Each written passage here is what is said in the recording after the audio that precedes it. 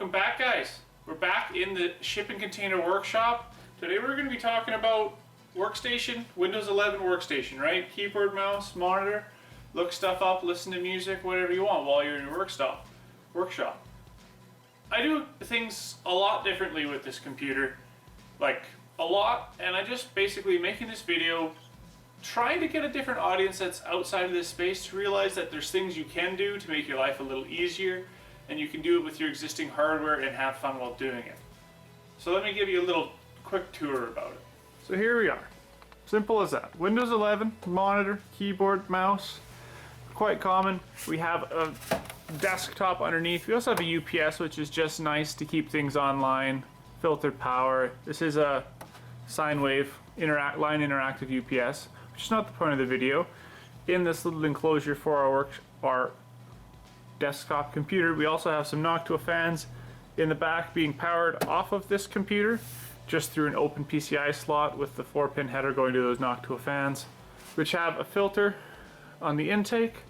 Everything's happy. We also have a CASA smart plug for energy monitoring that's plugged into this, so everything that's plugged into this UPS, we also get power data on. And now what's different about this is in this Dell, I think they call it an R11, which I believe is a 10th generation i7 is what's actually in here. I'm not running Windows bare metal. I'm running Proxmox hypervisor bare metal, and we're running a bunch of VMs off of it, including this Windows 11 VM, which I'm using locally directly on this computer because it has a 3060, I believe, graphics card, which is nice and something I wanted in here for doing a little bit of the graphic design and stuff. Not graphic design, but like CAD CAM work for that abortion of a CNC. But here it is. And we have a little maintenance to do. We're going to clean it. We're going to replace a hard drive. We also have a second Node 504 case down here with all of our hard drives for our TrueNAS VM, running in more kind of like a direct attachment JBOD storage setup with an LSI card. Basically, we're going to get down and look at the hardware on this, and then we're going to talk a little bit about what's actually running, and then we're going to look at it again when we're replacing the hard drive. Boom. So here we are. We are in the Proxmox web GUI logged into our only server here, the one we're talking about. Everything's online, and we host about a dozen different VMs and LXCs. We're not going to get into the nitty gritty, but basically, what does this allow you to do? It allows you to create virtual machines, which the benefits are you can run multiple different OSs on the same device, so you can set up for services and stuff like that. But we're going to get into what I do, which is hopefully going to be like a layman rundown of all the things that one computer does for me in my home, in my workshop. And starting from the top, well, we're only going to look at what's currently running, not things I've played with. And what's currently running, we have Qubit Torrent. It's an alternative to uTorrent. It is for torrenting things, sharing things. Most of these are accessible by web GUIs, by the way. We have Heimdall Dashboard. It's an alternative for bookmarking. It's great for always knowing the address to your self-hosted services.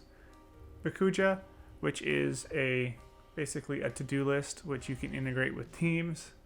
MeTube, yes, that is for ripping music off of YouTube. Don't tell YouTube.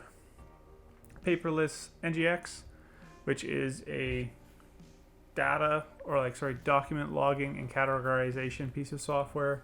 Lube Logger, that's automotive maintenance, farm maintenance logging, basically oil change logging, repair logging, cost tracking, fuel tracking.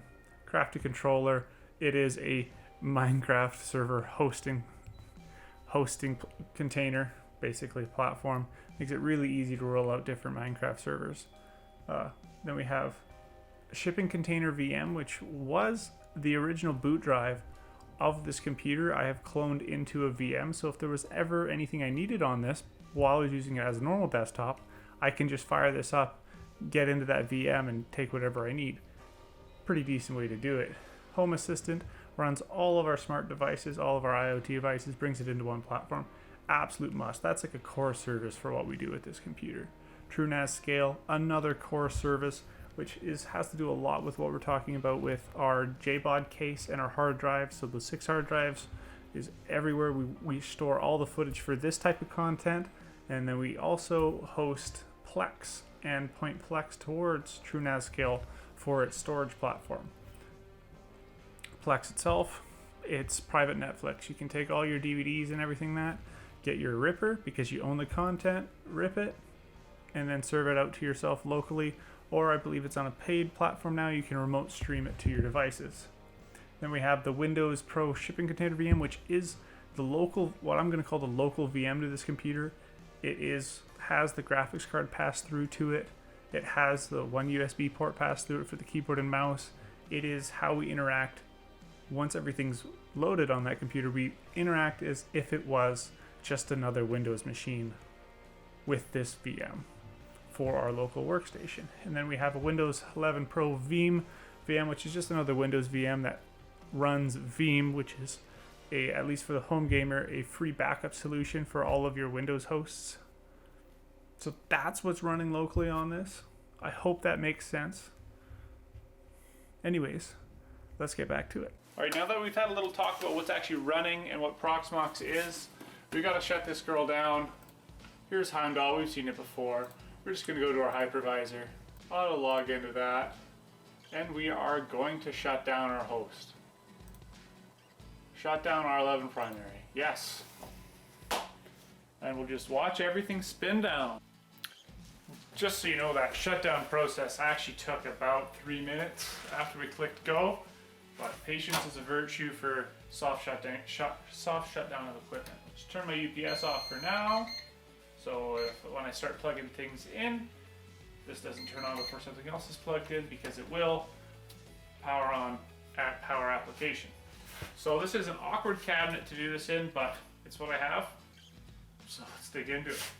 Unplug things in the back of the UPS. Now this is the fun one. Pull our desktop part of the way out. And the shortest cables we have are our, I can't remember what they're called, but they're here on screen. This goes from our LSI card to our JBOD case. Should have ordered longer ones. Power cable, Ethernet, display port. Now here's some of the funky stuff I have. There's a fan connection, and one of the other weird ones, to run our second power supply, or turn on our second power supply, you gotta unplug that one. Right there. And very careful, pick up our case of spinning rust. More or less our JBOD. Alright, now that I've got the side panel off and our power supply hinged out part of the way on this case, we'll talk about what I've changed on this Dell desktop to make it into more of a server workstation, hypervisor, bare metal host, whatever you want to call this in the home gamer, home lab space.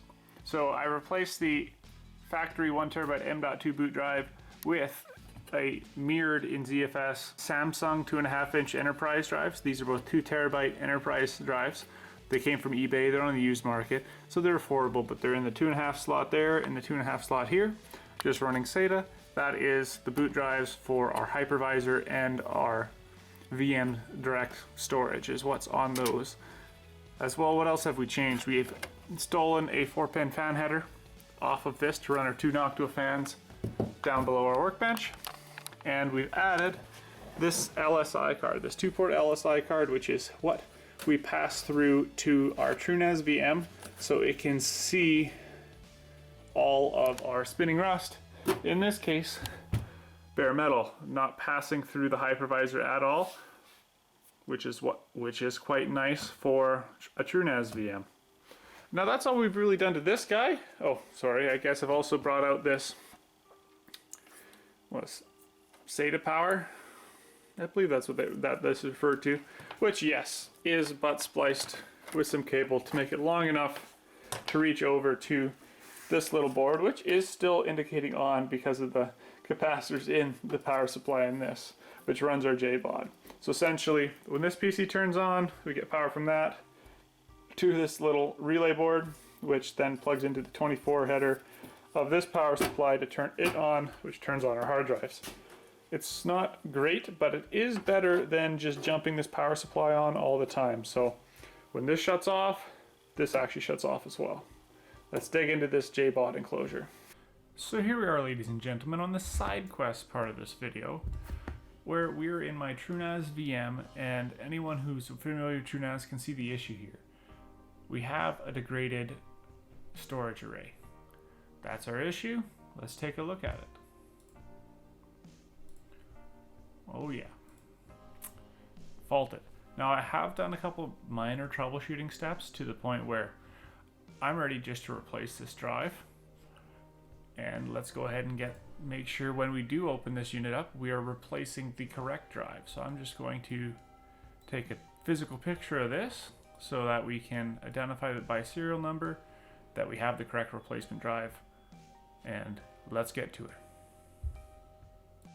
And of course our issue drive is actually the last one we pull out with the matching serial number. And where did this drive come from? Happened to buy it on October 6, 2024 from an eBay seller. But that's what we get for used hard drives. They end up having problems and you replace them. Ooh, look at that. Somebody definitely dropped that sometime, but it wasn't me. And I don't recall noticing that before, but like I said, used hard drive. Out we go, in with the replacement.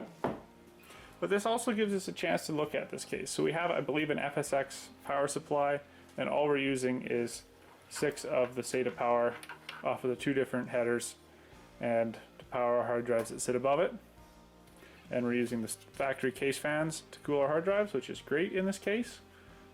Literally, in this case. Sorry. On we go. So when I first went in here, I had pretty good confidence that our issue drive was going to be what I call in this case physically drive number 1. However, it was drive number 5, and I'm wondering, well, what's up with that? And I'm like, oh, well, there's 2 different cables because they're 4 drive cables in a 2-slot card. So I wonder if last time this was turned on, I had them backwards from the original way it was configured, which then put 5 as 1, 2, 3, 4, 5, 6. In the order that they mount in the TrueNAS VM. But yes, of course, the array is fine because they don't actually care where the drive is plugged into as long as ZFS is like, hey, I'm present, we're happy. So that may have been what happened here. But yeah, let's continue.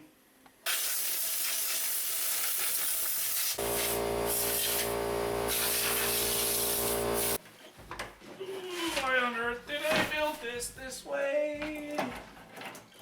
It's horrible to access. Alright, everything's back in its little cabinet, plugged in, cleaned. Moments of truth. That's more like it. 170 VA, 150 watts. That's more like boot power on this guy, and idle power, by the way, too. They ask, why would you put a server in your workshop? Well, 8 months of the year, there's already an electric heater taking the edge off in here to make sure we don't wreck the paint storage. So, might as well leave your server infrastructure somewhere where the waste heat is, well, already a cost you're absorbing for other reasons. And yes, as long as that GPU isn't loaded in there, having this drawer on top, which does close, I just didn't put it in the rails, is fine. And the temps stay fine and great with the grill and the front door and the fans on the side. And yep, on our monitor here, we're loading our Proxmox VE, and it'll display the output of the hypervisor until the hypervisor gets to the point where it sees our PCI configuration for its bare metal installation, which is basically, hey, we're passing through this whole PCI address to a VM, and then it passes it to the VM when it starts, and we get our Windows VM, which has full control over that GPU. And just like that, Windows is back.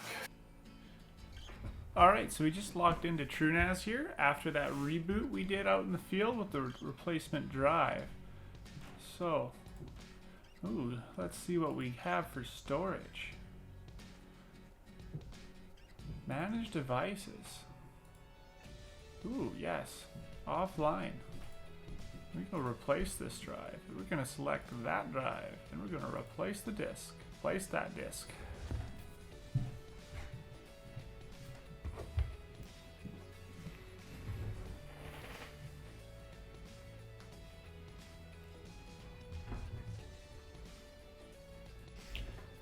And beautiful.